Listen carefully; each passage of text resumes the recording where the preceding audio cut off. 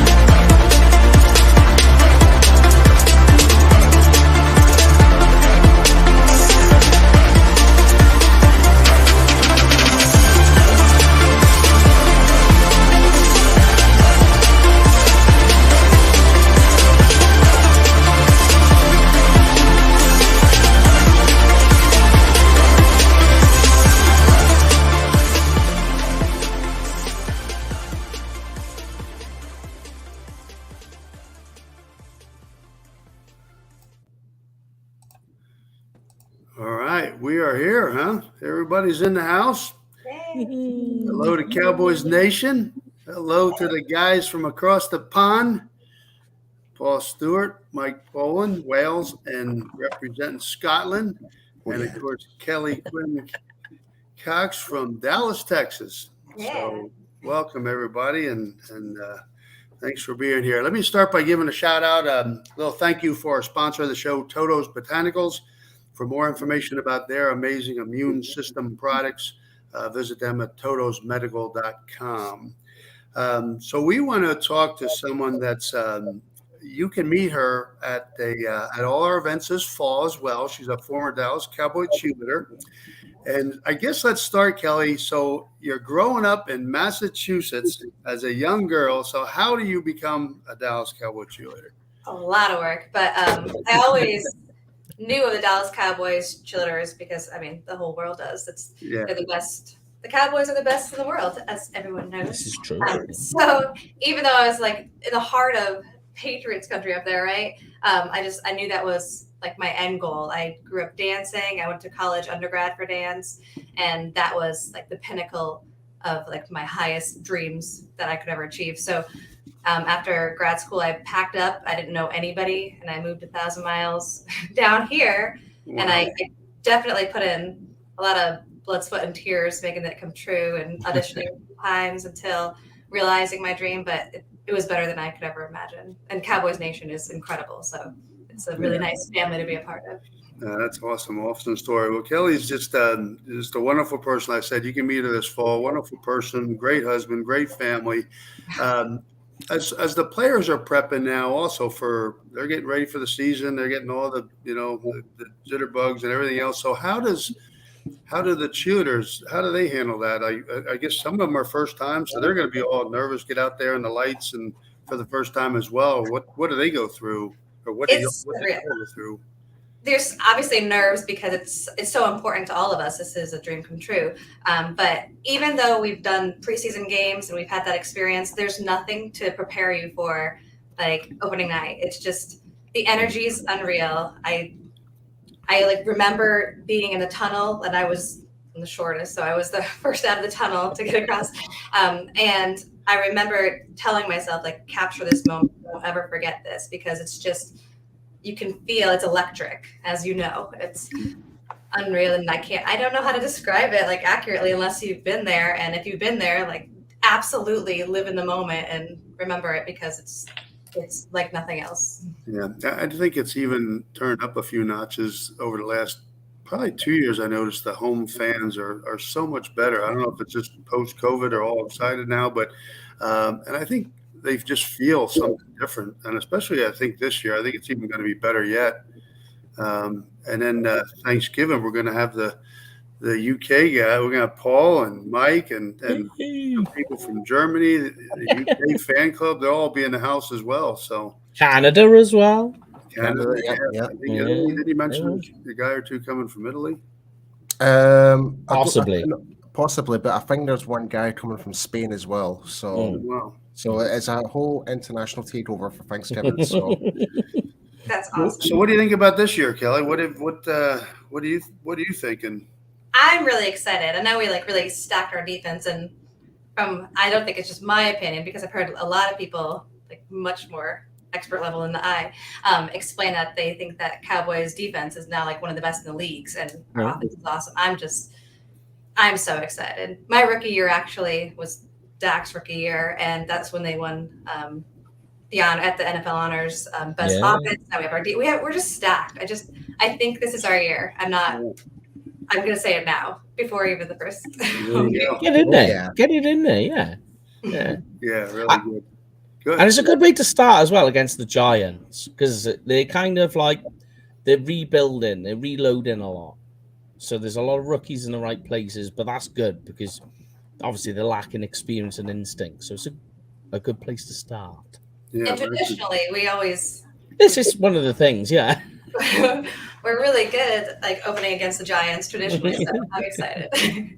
Let's keep that tradition going, I say. Yes. So, Paul, I know you've met Kelly, and Mike, what do you think? Do you have a question for Kelly or some of her? Oh, all right. Yeah, I can accept that. So, what's it like in terms of for the cheerleaders? In both instances, what's it like for them in terms of energy when the Cowboys win and when the Cowboys lose? Well, obviously, we're well trained. We're very excited to be at the game, and we're huge fans ourselves. So we obviously love when they win. But even though a loss is a setback, we still know the heart of our team and the rigor. It's still wildly impressive. Honestly, I'll tell you, there's sometimes that I even would be I wouldn't agree with that call.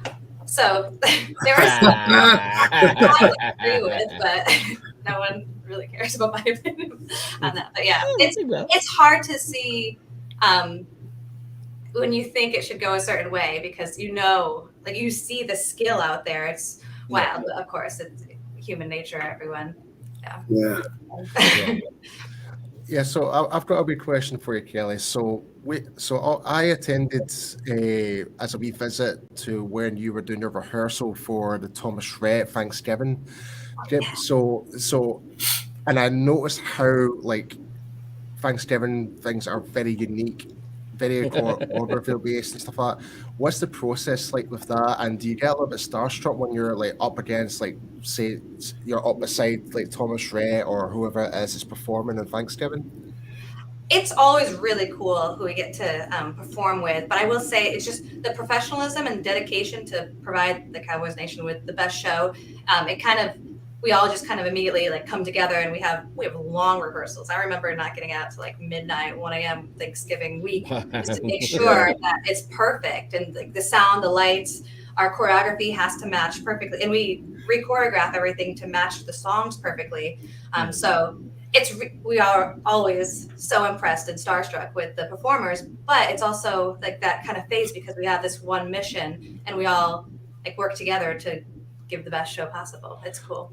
See, sorry, Mike. In terms of preparation, how much time in advance do you guys need to learn the songs for this? You need to learn for the Thanksgiving game. We focus on the game coming up. So we don't have a huge turnaround from the last game, and then we go into maybe a week to get all the songs choreographed. We try to make it so the rehearsals allow for us to learn the dances and get into our bodies. In the next rehearsal, we're just blocking the spaces and everything. But that's why they they really stress training during auditions time and like before that. If you're wanting to be a Dallas Cowboys cheerleader, it's super important to pick up choreography fast because we don't have time to really, wait around for us to. You have to have a great memory and great work ethic. I can't say that right now, but yeah, it's a lot. It's worth it, but it's a lot. I just find that's incredible how you do guys just like literally do that from week to week to come up with a new routine and stuff like that. So all fair play to you. And if anyone like, especially with the show, the Dallas Cowboys TV show, it's really massive here in the UK. Like, my mom watches it for goodness sake. So she always asks me, "Have you ever met a Cowboys cheerleader?" I was like, "Yeah, I have." And she's like, it's like the amount of work and effort, and it just shows you like how hard you guys actually put out there. So fair play to you guys. Thanks. It's all worth it, but yeah, it's a lot. Kelli, don't they have you all have to follow kind of a real strict diet, I think, too. Don't you have a schedule as far as like nutrition and things like that? Do they do that kind of? They do like encourage us obviously to eat healthy, but not so much for honestly, the amount of work and working out that we're doing, it's going to take care of itself as long as you're eating healthy. But more importantly than a lot of girls ask me that and say, like, do you have to look a certain way? No, you have to be your best self. But we fuel our body. We try to eat as healthy as we can because that's the energy you need for like 4 hours. Like sometimes, especially if it goes into overtime, you need to have the same energy. And honestly, the fans are all hyped up, so you really need to get more energized as the game goes on. So like you'll feel it in your body if you're not eating the right stuff or to fuel your body properly. It's just like, you're a machine. You got to go out there and dance and get as energized as a crowd. And you've seen like the decimals in the stadium. It's got to be that. In some way, me and Mike can relate to that because obviously with the late night games, we need to drink lots of amount of coffee to stay up late and watch the game. Yeah. And in fact, I think it's a 1:30 kickoff this weekend. Yeah. Kudos to you. That's awesome. Yeah. I think that's. I'm up for calling the game as well over here. Oh, you're covering it? Oh, good. Yeah, I know. Oh, I'm lucky to be you, man. I'm getting the espressos. Don't you worry. I'm on the espressos. Wow. Maybe I'll borrow some Kelli's energy. I've definitely had a lot of coffee going to practice during the years. We all have jobs as well. So we're coming from jobs to practice. So you're needing to keep that energy. And I was teaching at the time. So I had to have that teacher energy and then somehow muster up like the energy to have a full rehearsal. But when you do what you love, it was easy. I know it sounds crazy, but I had energy anyway because I'm living my dream. Yeah, that's awesome. Now, Kelli, just the cheerleaders, because I know we've heard, players have sometimes their certain routines, what they're going to wear, what time they're going to enter the locker room. Do the girls go through that as well? They have certain superstitions or how to put their. I love organization because of this. This team is so great with that. But yes, we are very tightly scheduled to make sure that we have time for everything. And I don't know if you know this, but the cheerleaders get to the game so much earlier than at kickoff because we block all of our routines on the field for like the quarter changes. If there's a halftime, we get even earlier, and we do the whole game essentially before going into the locker room, and then we like practice outfits and stuff. So you're doing it twice effectively then? Yes, we're doing the whole game twice on game days. Wow. Yeah, no thanks. Maybe just get me tired just watching that. It was like I said, like I look back and I was like, I don't know how I had that much energy, but I think when you're, it's Cowboys Nation, you're in AT Stadium. It's just, I think it just hypes you up just being there. So what would you say then in your entire time being a cheerleader was your biggest highlight? Oh my gosh. Honestly, I feel like I lived a lifetime in those few years because well, it is since you're doing it twice. And it was such a great time that I was on the team. I felt like, well, it always is, but that was when Jerry was inducted into the Hall of Fame. So we went up to Canton, Ohio. That was a really cool experience. We got to cheer at the Hall of Fame game. I loved going to Oxnard, of course, for training camp. That was really exciting. And it kind of felt like, the players are also kind of like on their audition process like we were. So it's really neat to have that camaraderie and really see like us all going through that. Wow. But like I said, the energy of games, there's just nothing like it. And Yeah. I was really excited that I got to be like on the edge of the tunnel coming out, because I could just like take it all in before like taking a breath and then going out for Thunderstruck. And now you can feel all that at the Cowboys Experience event, right? There it is. Like, there it I is. will say though, I honestly, you're in England or Wales. It's the energy of Cowboys Nation is like unlike anything other. So it is the same. Like the energy of the fans at like the Cowboys Experience. It's really cool. I love it. I love being a part of it. Oh, The same my. way- I'm sorry. Remind me, I'll get you a bonus for that. Okay, there's a saying that we say here in the UK. It's not just America's team; it is the world's team. So, and it truly is. Yeah. I absolutely, some of my best friends on the team, I'm sure you know, like Hugo's from Japan, Janelle's from Australia.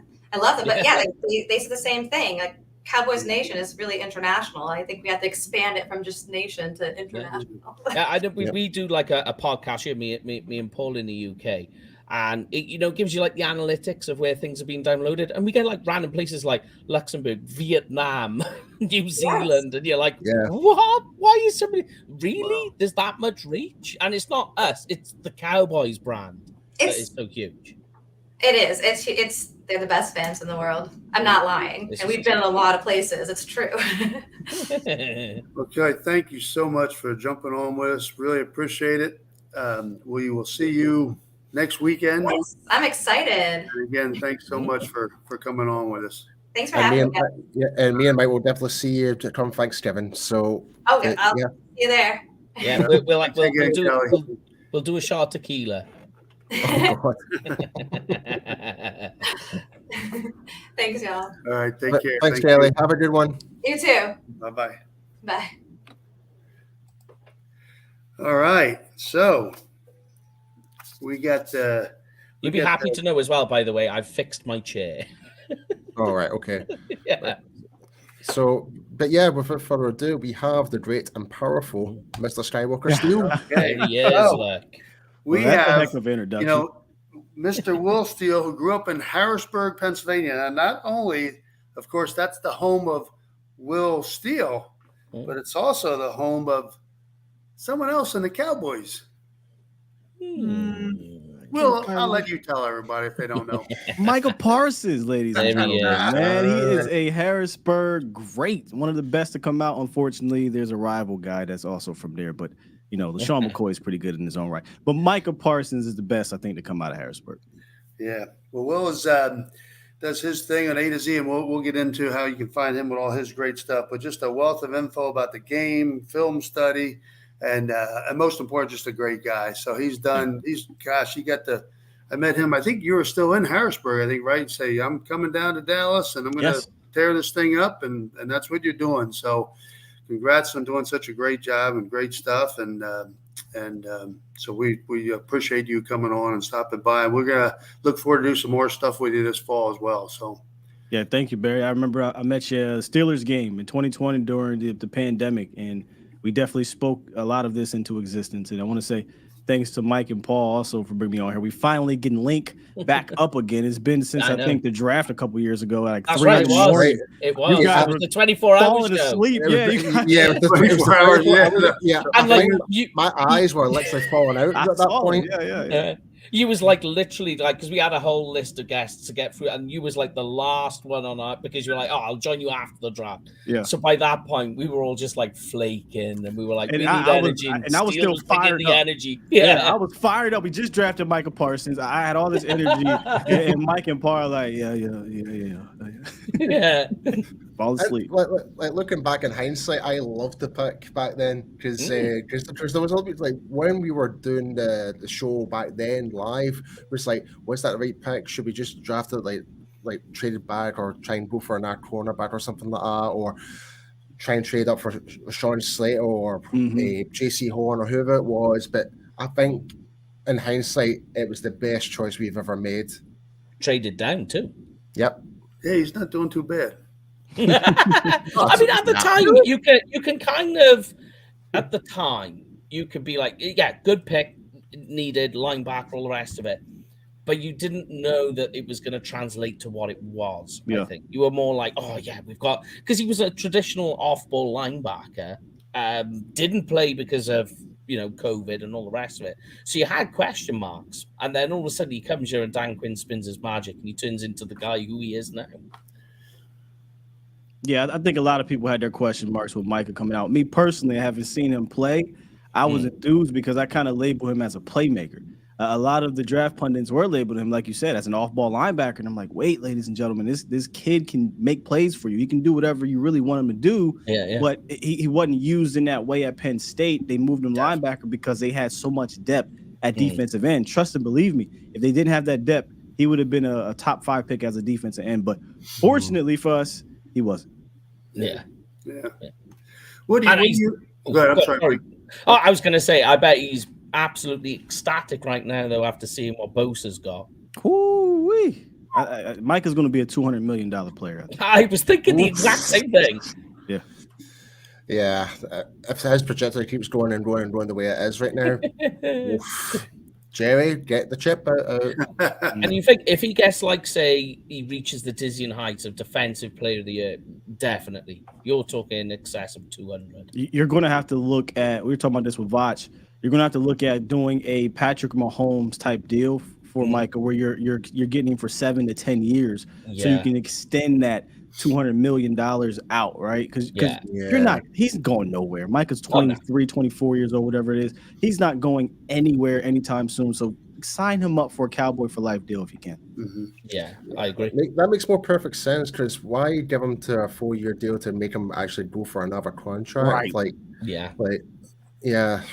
Because when you look at previous players and stuff like that, there's players that we should have put on much more longer contracts and stuff like that, and there was players that we shouldn't have. But for the likes of Parsons, it makes so much logical sense. And he's not the type of guy either, from what you see. Like you give him this like a long extended contract. I don't think he's the type of guy who's just going to sit back and relax. Then he's that type of guy who's just hungry. He wants to perform.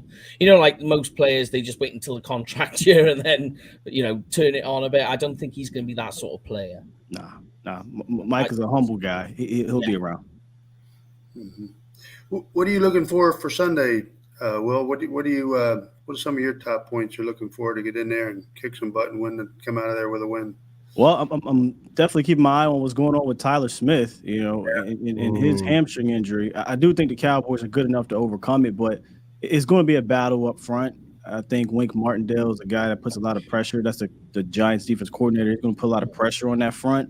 And one of the things that isn't being talked about a lot is having a guy like Tyron Smith back in there to deal with all of that stuff. And I know Tyron might not be the same, but even without Tyler Smith next to him, having Tyron there to deal with the stunts and the games that Wink's going to play up front is going to be major compared to last year, where they had Matt Forniak and then a rookie in Tyler Smith. So that's going to be one of my top 3 things I'm looking at tomorrow or on Sunday is that offensive line, defensive line, and specifically Tyron versus guys like Thibodeau and Leonard Williams. Yeah, because Williams because you can't discount Dexter Lawrence either. I think. Oh my goodness! Yeah. Last year, I mean, he came on loads. I mean, one of the best inside guys. Because that's, you were talking about Tyron Smith. I was looking at a different Tyler Biadasz, how he's going to handle the inside. But that's a huge key matchup, man. Dexter Lawrence was an All-Pro last year, and they fought. When you watch some of the tape, there was a lot of good battles between Dexter Lawrence and Tyler Biadasz, and Dexter won some, but Tyler won some as well. So that might be matchup number 1, because if you get pressure up the middle in Dak's face or any quarterback's face, it's trouble. It's thinking of me, yeah. Quickest point between 2 points is a straight line, and he's got that right there, yeah. But I mean, what's your thoughts there? I always wondered this. What's your thoughts on Tyler Biadasz's progression over the last couple of years and how you see him now? Shout out to Duke Manyweather, who was with him. And so many of these other guys, and it is paying off. Terrence Steele just got the bag. We know the relationship he has with Zach Martin and Tyler Biadasz, ladies and gentlemen. Last year, I know he went to the Pro Bowl mostly because star on the helmet and reserves. Yeah. But when you really dive into it, I think he is one of the top top-ish centers in the national, in the top-ish centers in NFC. Let me say that, at least in the conference. So his progression has been great. I don't know if he's going to get the bag here, but he'll get a nice contract, I think, somewhere if it's not in Dallas. And like you said, key guy for this game, and not just this game, all season. The offense is tweaked a little bit, right? There's going to be different types of protections up front, and he's a guy that's going to be calling it. But I think we should definitely feel lucky to have Tyler Biadasz on this team. I totally agree. I hope he even is tied because he has that charity with Travis Frederick that kind of Travis handed the baton to him. I know that. Tackling hunger, and so now he's kind of. But Travis is still there, but I think maybe that could be a big plus too to keep him here and not be maybe so crazy, with the money anyway. So that hopefully will be a big plus. But I think every year I think he's getting better and better. What would, if let's say Tyler Smith cannot go, who are you thinking? TJ Bass, or who are you thinking to move over there? Kind of looking forward to seeing how he does this year as well. Yeah. Long term, I would like to groom TJ Bass to be that swing guy, that swing interior guy. My only concern is this injury happened Monday, right? And they're only getting Monday, Wednesday, Thursday to really practice. Friday is just basically walk through stuff. You fly out to New York the next day. So they only have about 2.5 practices to really get prepared since that happened, if you think about it, right? Yeah. So I look at it as Awesome Richards has been getting left guard work all preseason and all camp. And if on short notice, Tyler Smith can't go, I'm kind of looking at the guy that's a bit more comfortable now. And Awesome Richards. But for the long term, I personally, Skywalker Steele, would love to see Awesome Richards be a left tackle of the future. And we keep Tyler Smith at left guard if we can. And we, like I said, we groom Tyler. All these teams. Y'all realize how many teams? I know. There's Tyron, Tyler, and Terrence. There's 4 T's in the start. Oh yeah, TJ. TJ. 5 for TJ. So I'm hoping we can groom TJ Bass to be. I know this might sound crazy to some folk, but to be our next Connor McGovern. Connor McGovern was our backup swing guy. Then he had to start for a year and a half, and he was fine. He wasn't great or anything like that, but your offense didn't suffer because of Connor McGovern. So how do you see Farniok then? More as the center guy? Yeah, not a fan. I thought he was a liability. He played in 3 games last year and gave up 13 pressures and 6 quarterback hits. Yeah, that's pretty bad, and you can't do that on the interior, right? So I'm looking, okay, year 3, Matt Farniok, how's the development looking? In the preseason, it wasn't much better. Yeah, and I think that's why he's not here. It's true. No, Byron. Oh, yeah, that's all I got on Matt Farniok. I don't think he's that great of a player. That's why they brought back Brock Hoffman on the practice squad. And Brock was okay. He wasn't even that. Yeah, I was gonna say I'm not a fan of Brock either. Mind, no. I think he was met with a lot of struggle in preseason. Yeah, when they cut both of those guys, I thought for sure they weren't coming back, and that's why they got that giant. Was it Sean Harlow? They picked him up from the Giants, and he's on the practice squad. So that's right. Yeah. I wonder if they just brought back Brock in case anything happened to Biadasz. He knows the offense. I suppose. What's your take on the Trey Lance situation?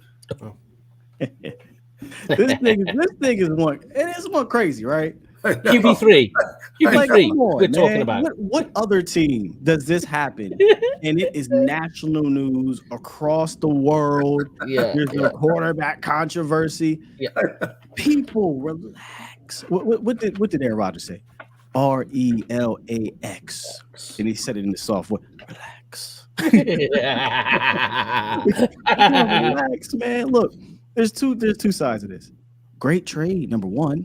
First of all, no one wants to talk about having a young stud. Well, I shouldn't say stud. We don't know if he's going to be a stud. But a young quarterback, former top 10 pick in the stable to kind of groom and learn behind 2 pros. Dak Prescott, who is a pros pro, who is a leader of men, right? And then Cooper Rush, who can teach him how to be a backup. I don't think people understand that about the quarterback position. There's actually a different responsibility being the backup quarterback in the National Football League. And he can kind of help him with that. Because let me tell you right now, Cooper Rush is not going to be a guy that's going to be salty. He knows who he is in this league. So I don't think he's going to turn down a Trey Lance, in my opinion. What do you think about that, Mike? Well, I just think I'm not a fan of the trade at all. Personally, I'm not. Oh, you're not a fan of the trade? No, no way. Is it for what reason? Let me see if I can figure it out. Because so essentially North Dakota State, right?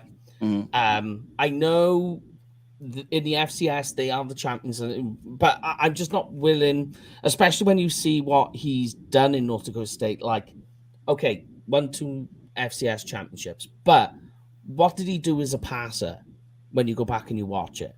That's my issue. Yeah. So here's the second point. Remember, I said there's two sides of this. I beat you to it. No. I just wanted to see what your thought was, because you segue right into exactly why this is the second part is important. He's nowhere near ready to lead this team. Okay. So when he gets traded and you get all these fans and these trolls and they're talking about how he's about to take Dak Prescott, he's got a long way to go.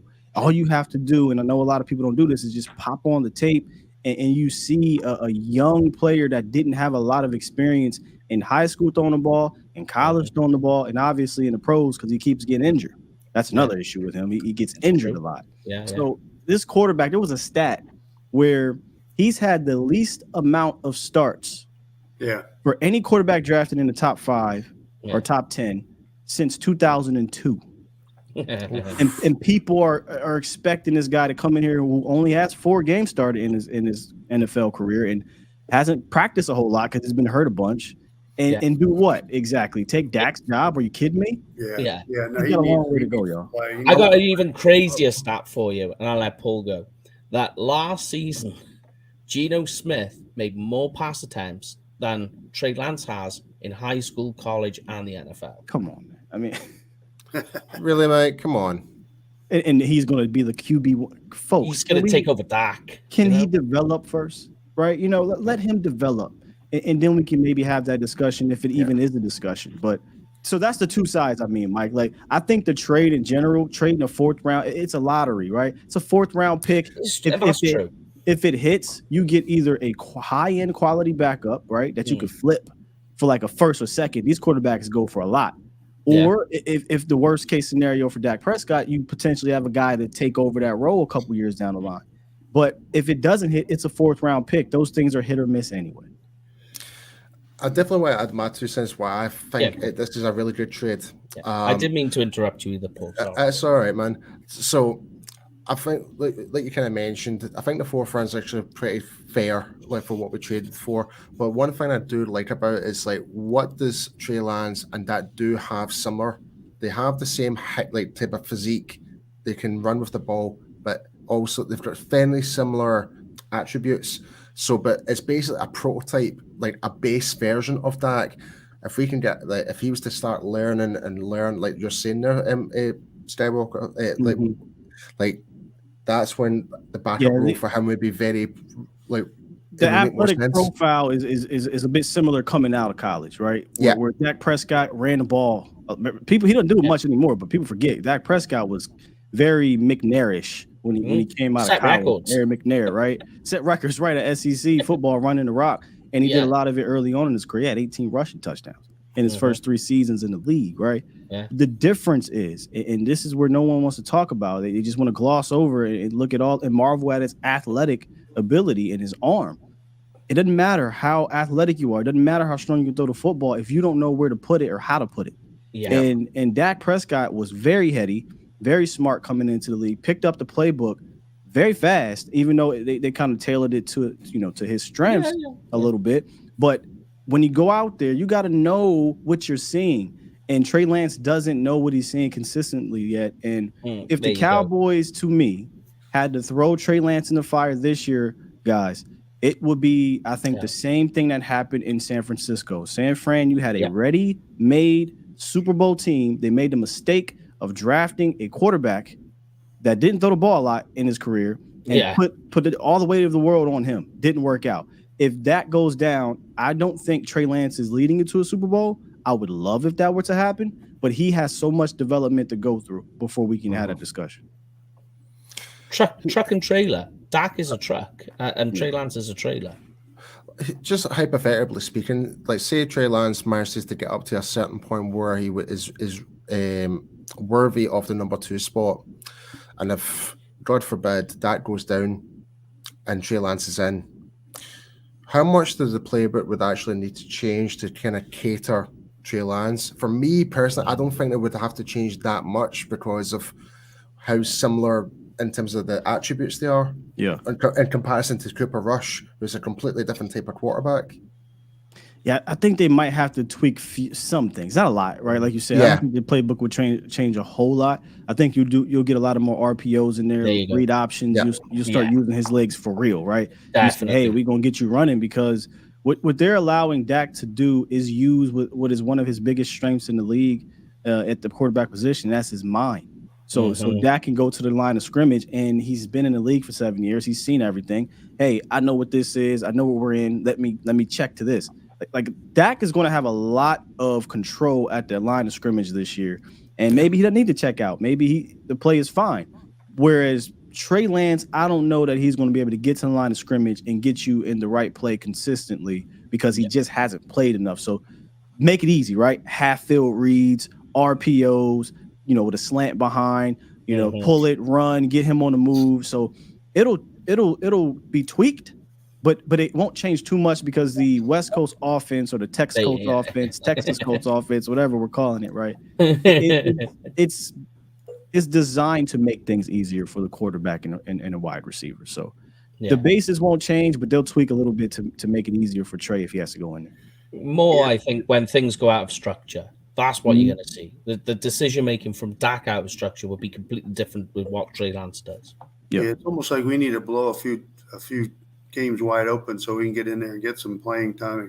We know what Cooper can do, so give him some reps and get in there and get some game experience. Because the QB3 rule is very, very weird. I get what they've done, but you can't just put him in. Well, that's the other conversation, guys. Like if you're wanting to get Trey involved, you would have to carry, if I'm not mistaken, you would have to carry 3 quarterbacks on the 46. That's correct. Are you on the 46? Yeah, not the 53, the game day roster. And I know I'm still trying to figure it out too, Mike. Yeah, that's what I was trying to do. I'm thinking that is the case. So what I mean is, if they carry him on the 46, that means you're going short somewhere else. Yeah. Where it would be cornerback, safety, linebacker, D-line, O-line, somewhere, right? But if they don't carry him and they designate him a quarterback 3, that means you can bring up another position, and he only gets in the game if the other 2 gets hurt. That's right, yeah. It's confusing. It's confusing. I've got another question, and it's speaking a bit like Trey Lance and stuff like that in North Dakota State. Hunter Lipke. See, now I take back my North Dakota State. Hey, well, last week Vach is not a. See, I knew I was going to make him eat his words. I want to be second there. Vach is not a Lipke fan. I know that. No way. I love last week. So yeah. So here's the thing about Hunter Lipke. I was excited for him to be signed in the offseason when he got him undrafted free agent, because I'm like, oh, here comes the fullback Kyle Juszczyk. West Coast offense. We got a John Kuhn Juszczyk, right? So I was excited to see some of these things, getting him moving around, seeing him lead block and all that. But I have to admit, we saw absolutely none of that. That is true. They did none of that, not at camp. They didn't do it in preseason. So in my head, I'm like, are we really using Hunter Lipke as a halfback? Are we trying to turn Hunter Lipke into Peyton Hillis? And I'm confused because I'm like, I'm watching Tony Pollard. Right? I'm not giving Hunter Lipke the ball ever over Tony Pollard. I'm watching Deuce Vaughn just disappear into the ground and then pop back up, and it's a touchdown. I'm watching Rico Dowdle remind me, and I know it's going to sound crazy, but it reminds me of Marion Barber a little bit, just a little bit. He's got this tough, just hard nose. I might not be 235 pounds, but I dip my head down and run you over. He runs pissed off. I think Rico's pissed off. Right now. So I'm watching these guys run. I said, I'm not handing the ball off to Hunter Lipke over these other guys, right? So I'm like, well, where does Hunter Lipke excel? Where has he excelled in the preseason? He can catch that ball. He catches the ball. He can go. He made some catches there. I'm like, okay, for a Mhm. fullback, okay. So if we're going to use Hunter Lipke as Kyle Juszczyk, John Kuhn mix, where he's getting some maybe 3rd and 1 short yardage, just put your head down and go, fine. If we're going to use him as play action and leak out, fine. If we're going to use him as our halfback and single back sets 5, 6, 7 times during the game, to me, y'all, I think that is not a good idea. Yeah. That's all. Especially when you're going to be losing. That means you're taking snaps away from one of the other guys. Exactly, Mike. That's what I'm saying. I would much rather have, Hunter Lipke is an I formation or offset I, pro set, whatever you want to call it, and TP is right there, right? And then you do a play action, and then Hunter Lipke just leaks out. That's it. For a 5-yard dump off that goes 20 yards, because who's thinking about Hunter Lipke when you got TP, you got Ferguson, you got Lamb, you got the Cooks? You're not worried about no Hunter Lipke. So that's kind of where I would like to see him used. I don't want to see him lined up back there toting the rock 5 to 7 times a game as the lead backer. I think that's just a waste to me. But even in North Dakota, he was go on, Barry. Go on, mate. I was going to say, you've seen it in North Dakota. I said it before in the offseason that I saw him better as a receiver than he was as a rusher anyway. Yeah, but I agree. Look, and I'm trying to be respectful here. Him being a single back and having good rushing performances at North Dakota State does not equate to the talent we're going to see up front and at the second level in the NFL. Exactly. His running skill set to me takes a massive dip from college to the pros. He in the pros, he might have been an elite North Dakota State FCS runner. In the pros, he is probably the 85th best running back in the National Football League. But you get what I'm saying? No, but I agree. But he might be a top 20 pass catcher type situation. So I'd rather use him to his strengths for this team. And his strengths for this team is as a fullback, y'all, not a halfback. Definitely. Yeah. That's why I thought he had a chance because of McCarthy's, fullbacks back in the day with Green Bay and Coons and some of those guys. That's why I thought he would have had a shot to make it anyway. But I think for this one reason only, God forbid, if one of the offensive linemen, like especially in the interiors, were to go down, and if you're running inside run as an I formation, you need that fullback to help open those gaps up, especially in the A gap or B gap.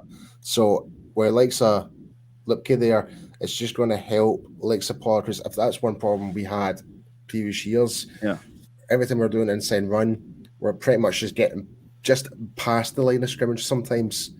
That was like, and I want to see it, Paul. Like I want to see it. Mike McCarthy was glowing when we talked about Hunter Lipke, but you know what I didn't really hear Mike McCarthy mention?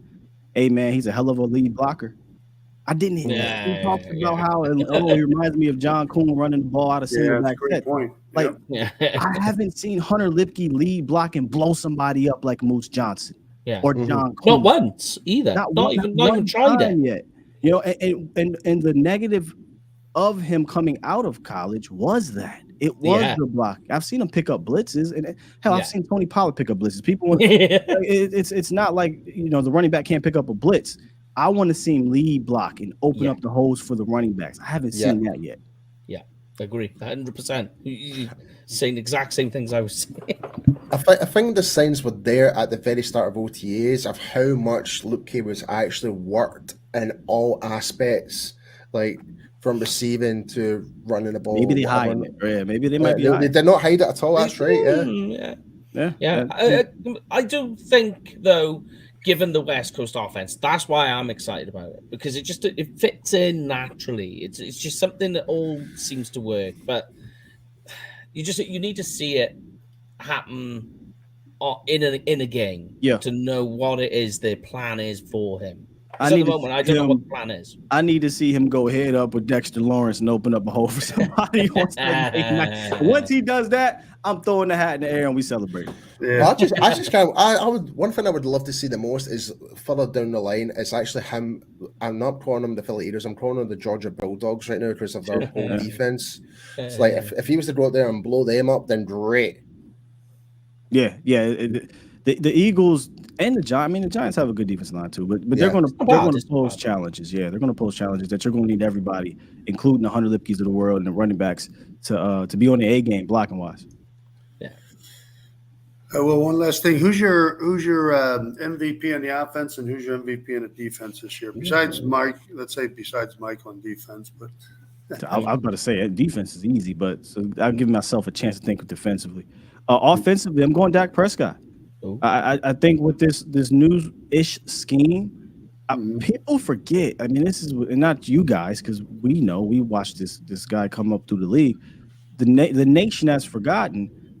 He is 1 year removed from 37 touchdowns, 4,400 yards, and 10 interceptions. Yep. I've never seen a consensus. Now, all of a sudden, this guy is suspect. Yeah. He's not. It's actually a problem. It's unbelievable. It's close with the Cowboys. That's the only reason why. Because what was the stat you posted up the other day, Mike, with like Roethlisberger, Peyton Manning, and The first Drew 7 Brees? seasons. Yeah, and Dak's actually exceeded the most of those statistics. Yeah. You know what I mean? So This guy is a resilient person, a resilient player, a fantastic quarterback, and now he has, for the first time, in my opinion, for the first time in his career, an actual offensive coordinator who is going to do things that put him and the players around them in the best situations to succeed, and not a system that is going to fit square pegs into round holes and just keep jamming until they're rugged and now they're fitting in there because you're pushing them and forcing it. It's not going to happen in this offense.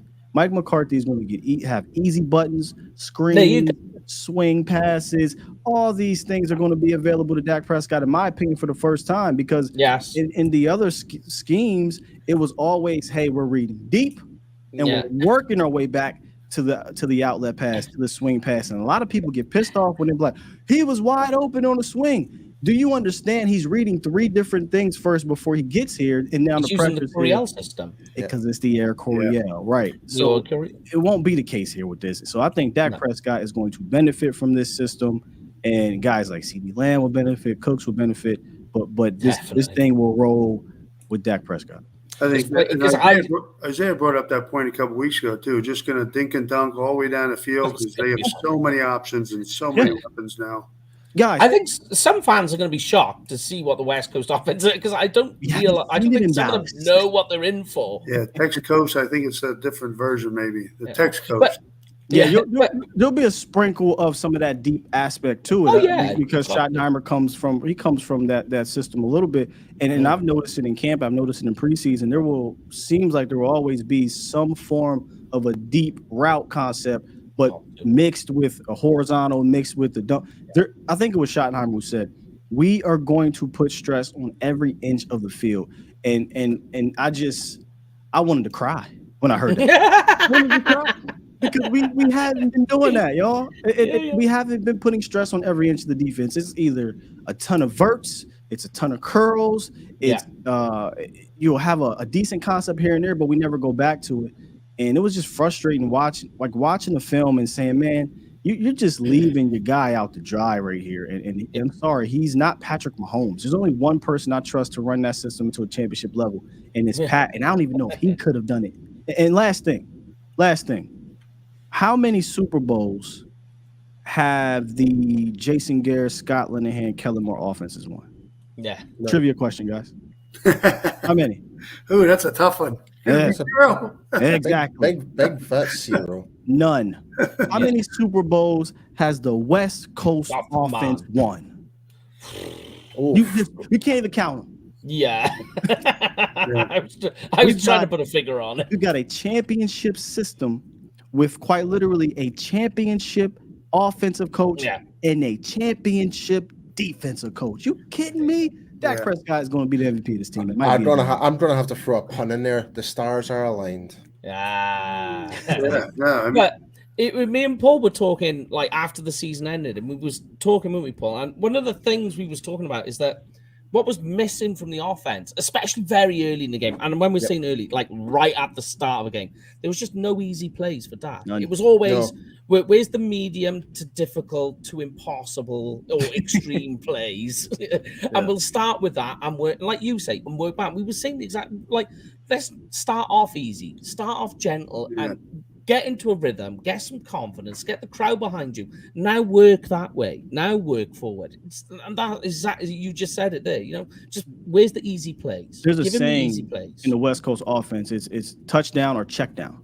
Yeah. And I don't think that was ever the case, the previous years. And you heard Dak Prescott talk about how McCarthy will kind of give him, he won't always say these things, but sometimes say, hey, this play is designed for a big hitter. If it's not there, check it down. Yeah, or let's say, hey, this play is designed to get the ball out quick. So we got this slant flat combination, but if it's not there, check it down. So he's going to be going into these play calls, not having to guess in these option routes of, oh man, I hope that CD Lamb reads what I read. There would be none of that. These wide receivers will run their route. Dak will know where they're going. And if he doesn't like what he sees pre and post snap, he's going to come to the opposite side. It's just that simple. Yeah. So sorry, Stuart, who was your defensive MVP then from Cal? Oh yeah, my bad. I got caught up in the defensive MVP not named Micah Parsons. That's a good one. I got mine. I've got a name, but the stats are not going to be gaudy, and I hope he stays healthy. I'm gonna give you the non-sexy name, right, and then I'm gonna give you the obvious big name. The non-name to me is Jonathan Hankins. Oh, okay. And the reason why is because when Jonathan Hankins got here last year, the Cowboys' run defense became respectable. Yeah. It was not respectable without him. When Jonathan Hankins was on the field, teams rushed for almost an entire yard less than when he was off the field. You want to know the importance of Jonathan Hankins? Go watch the playoff games, both of them. Go watch the game against the Bucs. Go watch the game against the Niners. You don't hold the Niners to, 60-some rushing yards or whatever it was, without Jonathan Hankins. So, and he might not have 5 sacks, 10 sacks to be an MVP, right? But if the Cowboys go from being a 22nd ranked rush defense to the 12th or to the 10th or to the 8th, that's enough. That is way more than enough for these boys to pin their ears back and go. See, this is the one thing I love about the likes of the defensive tackle, nose tackle position. It's like they purely are designed to get the double team focused on you so therefore it's a selfless position. Yeah. It is. They do not get the love that they deserve, but they're starting to a little bit, but from a finance standpoint. But the issue is those guys have to start getting sacks. When Vita Vea is getting paid, it's because he can sack the quarterback. When Dexter Lawrence is getting paid, it's because he can sack the quarterback. Javon Hart, these guys can sack the quarterback. But for this defense, we don't need anyone to go berserk outside of Micah Parsons, in my opinion. Micah Parsons, he's just going to go berserk. You need people to play at the highest level of what their role is. And if Hankins does that, Hankins is going to be, in my opinion, one of the most important players on your defense. So. Mike, who was your MVPs again? Offense, I'm going to say Brandon Cooks, because he's going up against rookie Deontay Banks. Oh, this is for week 1.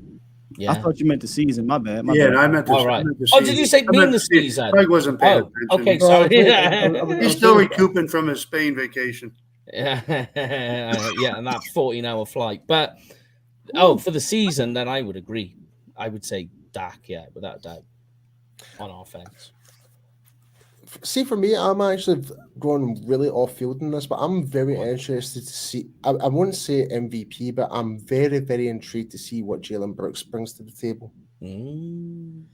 Hold on, who? Jalen Brooks, the wide receiver. Wow. Going deep. That's going reach. deep. I'm gonna tell you something right now, Paul. If Jalen Brooks gets to the point where he's in those conversations, one or two things have happened. You have had a massive amount of terrible injuries in front of you. Yep. Or those guys are playing like shit, if I can cuss. Sorry. But they're playing terrible. So I mean, that's a big one. That's spicy. That's spicy. Yes, it is. Very spicy. Yeah, I did say I was going really left field there. So If I you sure you don't mean Jalen Tolbert? Tolbert as well. I mean, don't get me wrong. Like I So think one of them Jalen's is going to do their thing. Okay, we'll give you both of them. Right. So I definitely remember what I said. I said Jalen Brooks, but if there's one thing that if there's one player deserves a lot of recognition for turning his career around in the space of a season, even though start of this season, but in terms of showing the difference of camp compared to last year, Jalen Tolbert deserves 100%. A lot of apologies sent over to his direction, because I was one of them. I thought, I loved the draft pick when we drafted him, but he just never really excelled last year. But during camp this year, that was preseason. We got to wait and see now. I know, but still, though, I'm very excited that who would be your defensive MVP, not Micah Parsons, then, Paul? Me? Oh, yeah. I got my guy. Just defensive player. A defensive MVP for the season, yeah. I'm gonna say Damone Clark, actually. Ooh, yeah, I was gonna agree with that one. Yeah. I love Damone Clark. Love him to bits. So lateral speed is insane on that guy. Yeah, like the fact is he came back from major surgery and still made to play last year and still made an impact is nothing but remarkable. Now he's had a full off season.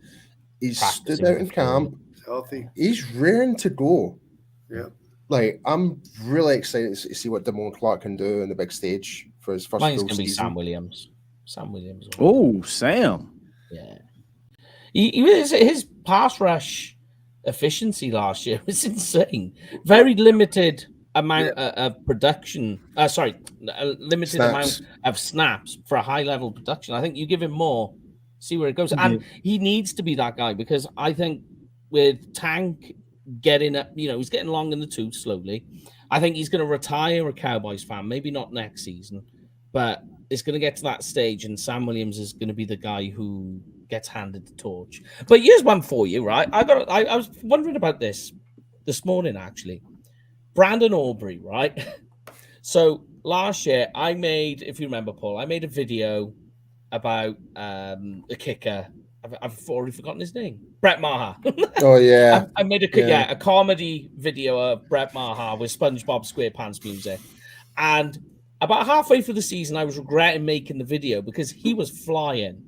Now, what if Brandon Aubrey, which is why I haven't done a video on him, what if we're not giving him benefit and he could actually be the next Brett Maher who surprises us? Well, I hope he ain't Brett Maher. I mean, that he missed 6 straight extra points. Oh yeah. We're talking regular season. There's regular season Brett Maher and there's playoff season Brett Maher. Yeah, regular season Brett Maher. I would love that. I mean, he's got the leg. And when they cut his competition, it's like the light turned on for this guy. He started just making a lot of field goals at practice. I think he only missed something like 5. Yeah. But then he missed the extra point in the preseason and that kind of the first game. Oh goodness! And then the second game, he booted the 59-yarder and we're like, let's go, Brandon. Yeah. So I don't know, and he hasn't kicked in the league, y'all. That's it. Yeah, it's his first season. Yeah, it's his first season. He didn't even kick in college. He ain't playing a horseshoe. He didn't go play up in the SEC, Michigan. These screaming fans coming down at you, the pressure of winning in big conferences or anything like that. No offense. Shouts out to Brandon Aubrey. Had a chance to talk to him. He kicked in the XFL. Yeah. I still like that endorsement from Chris Bonio. That's what I'm keeping. There you go. That's his kicking coach. Yeah. Great endorsement. Hopefully he saw something and he's ready to go. So I read something. Why I was thinking about it is that I think, did he finish second in most points as a kicker last year? Yeah. He didn't miss a single kick in the XFL. Yeah. I think he finished like second in most points scored. Yeah. I mean, he's got a talented leg. I think, my guy, shout out to Patrick Nosey Walker. He says he's got dynamite on his foot because he can boom it, right? He has a powerful leg. But there's and shouts out to Chris Bonio, there's the technical aspect to it, and then there's the human aspect to it. And when you throw the human in front of 80,000 screaming fans on the road in a division playoff game or a division rival game to go to the play, we've seen Brett Maher, like you said, Mike and Paul, in the regular season. He booted those. Yeah. He was clutch for you in the regular season. Yeah. He didn't, it was just the postseason where he missed a couple of a lot. The pressure. He did extra The pressure. points. The pressure, Yeah. right? The pressure. Yeah. So Yeah. if we get to week 5 and Brandon Aubrey is 95% and he's banging in clutch kicks and 100% of, hey, then let's roll. We got confidence, but I think it's fair to say let's wait and see with Brandon Aubrey. Yeah, Yeah. I totally agree. That's what I was thinking. Well, I know you do. I think you do an every morning show. Tell everybody how to find you. Yeah. Follow you and yeah, man. Look, I just like these gentlemen here. I talk Dallas Cowboys with the fans every morning on A to Z Sports Dallas on YouTube. I do the show about 8:30 in the morning Central. I don't know what that is across the pond here, but 2:30 in the afternoon. 2:30 in the afternoon. Not too bad. So 8:30 in the morning Central, and I go to about anywhere between 10 to 10:30, and depending on the situation, it could sometimes go longer. But it's Monday through Friday, and then Sundays we host the game day live shows where we do a pre-halftime and post-game show. And still then, doing with Jesse? Yes, sir. Yes, sir. Me and Jesse back for season 3 with that. Season 3. Me and Jesse Holly, former I Cowboys. like Jesse. We love Jesse. Jesse is he's fun. one of the best humans I've ever met in my life. He's literally got me hooked on that cherry juice right now. Hey, we're all drinking cherry juice because we're all drinking cherry juice for Jesse. That's crazy. That's crazy. Yeah, he's just a good dude, man. I've learned a lot in this industry from him. He loves I've leaned on him. He is very complimentary. Yeah, he loves you. So, yep, he loves you. Well, man, I've got the same, if not more, love for him. He is, me coming down here because I'm from Harrisburg, Barry. Coming down here, he was the first person I kind of gravitated towards, and it was through work at first, and that's developed into a brother type of relationship. It's a brotherhood right now with me and Jesse, and I was just talking to him earlier today. But anyway, enough about that. Yeah, because I don't want to get too soft on you guys. Too smushy. But also when I say it too, the same thing. Yeah, I love my guy Voch Lombardi too. As you guys had him on here, so I also do a show with Voch Lombardi live.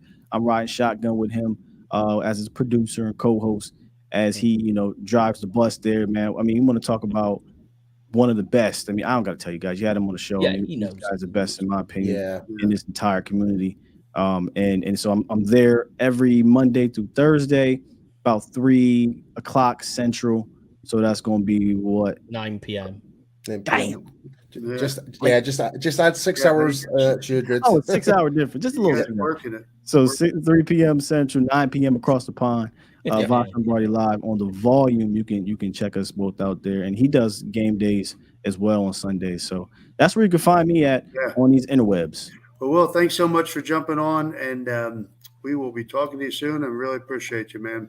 Hey, no problem. Thank you, Mike. Thank you, Carl. Thank you, Barry. Love you, Mike. Love you, man. Before you go, are you planning to go into the Thanksgiving game this year? So I have to work the games. So I'll be doing pre-game, halftime, post-game show. We are usually at Texas Live, but this year we're going to be somewhere else. Once we know where we're at, I'll let you know. We'll come down to meet you.